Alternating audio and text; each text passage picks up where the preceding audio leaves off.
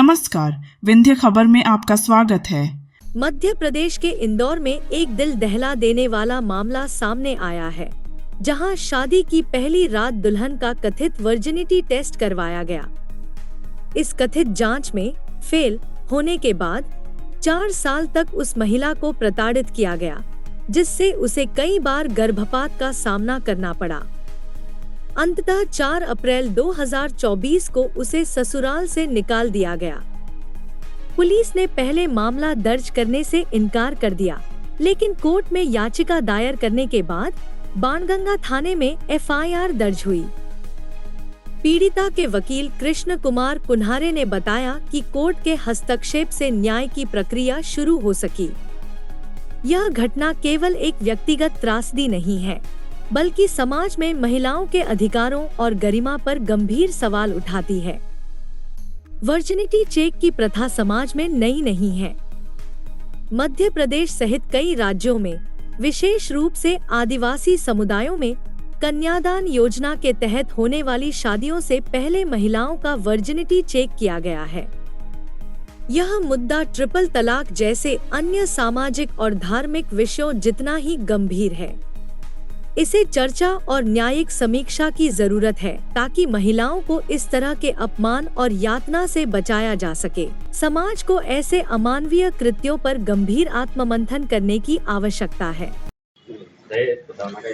ये शहर इंदौर में कैसा अपने आप में एक अनोखा मामला है। प्रदेश का पहला मामला है, चूंकि आपने देखा होगा कि सऊदी अरब देशों में कई कबीलाई समुदाय होते हैं, जहां पर क्या होता है कि किसी महिला को जब शादी होती है तो शादी के फर्स्ट डे उसकी वर्जिनिटी को चेक करने के लिए कई प्रकार की पिछड़ेवाड़ी सोच का अनुसरण किया जाता है। यहाँ पर जो पीड़िता है, ये वैसा ही मामला है। इसमें पीड़िता है बाणगंगा निवासी। इसकी शादी 12 दिसंबर 2019 को भोपाल के एक निवासी युवक से हुई थी।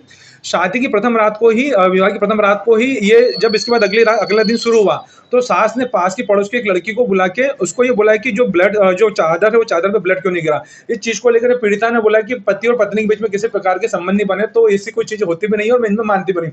जब से लगातार सास, ससुर, देवर और पति के द्वारा इसके पीड़िता के साथ अत्याचार किए जाने लगे, इतने अत्याचार करने लगे, 2 लाख के दहेज की मांग की जाने लगी। इसको आए दिन दिवाली पे भी गन्ना के डंडों से मारा जाता था, साथ में ही होली पे भी इसको रंग लगाने को लेकर मारा पीटी की जाती थी। इन सब चीजों को लेकर, उसकी वर्जिनिटी को लेकर बार बार आरोप लगाए जाते थे। इसी दौरान पीड़िता ने 3 माह का एक गर्भ को मिसकैरेज हो गया इनके अत्याचारों से, और 9 माह 9 दिन का एक बच्चे को जन्म दिया था एम्बाई में, जिसकी भी दिल की धड़कन असामान्य होने से उसकी भी डेथ हो गई। उसके बाद उसने एक बच्ची को जन्म दिया। उसके बाद लगातार बच्ची को लेकर, इनको लेकर, वर्जिनिटी को लेकर चरित्र पर लांछन लगाते थे। तो 4/4/2024 को देवर इसको दहेज की प्रताड़ना और उपरोक्त वर्जिनिटी की अत्याचार करके इसको बाणगंगा क्षेत्र की गली में छोड़ के भाग गए, जिसके बाद पीड़िता ने जिला न्यायालय इंदौर की शरण ली। इसमें महिला बाल विकास अधिकारी से कोर्ट ने जांच रिपोर्ट पीड़िता की पिटीशन के ऊपर बुलवाई, जिस पर कोर्ट में उन सब चीजों का खुलासा हुआ, आरोप का। कोर्ट ने इसमें पति, सास, ससुर, देवर से सभी के खिलाफ घरेलू हिंसा की धारा 12 में केस दर्ज करा, क्योंकि हमारे द्वारा कोर्ट से प्रोटेक्शन की मांग की गई थी कि साहब इस प्रकार की वर्जिनिटी चेक करना अपने आप में महिला के अधिकारों के विपरीत और मानव अधिकारों के भी खिलाफ है।